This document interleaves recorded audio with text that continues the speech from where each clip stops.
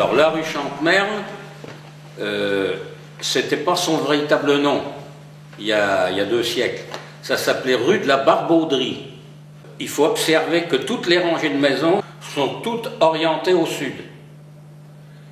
Et c'est là qu'il y avait les tisserands, à la cave. C'était un métier qui rapportait pas grand-chose. Il fabriquait des toiles pour la manufacture de toiles de Cholet, qui avait reçu des lettres patentes du roi Louis XV, donnant une dénomination exacte aux toiles de Cholet. Ah ben, le roi Louis XV, il avait donné des lettres patentes à la ville de Cholet, c'est-à-dire que pour pas qu'il y ait de contrefaçon, hein, Cholet était très réputé pour ses toiles.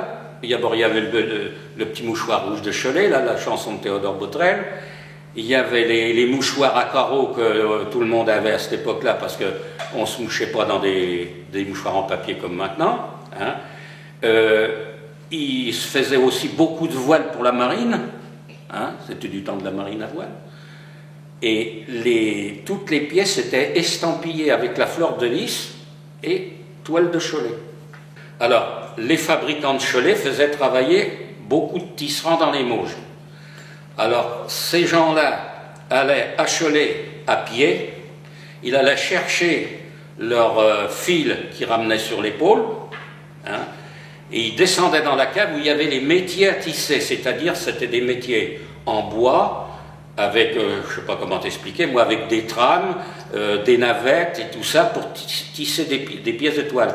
Et ils tissaient toujours ça dans la cave parce qu'il fallait que le fil soit toujours à la même température pour ne pas casser. Et quand il avait fini leur pièce de toile, il la reprenait sur le dos, il allait revendre ça à Cholet.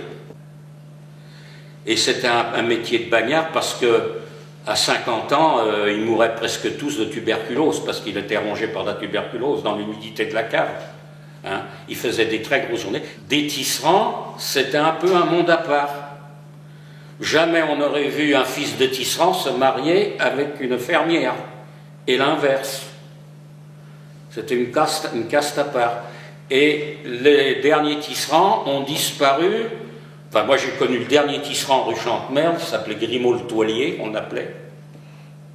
Les derniers tisserands ont disparu à la fin du 19e siècle, quand la chaussure est arrivée dans les Mauges.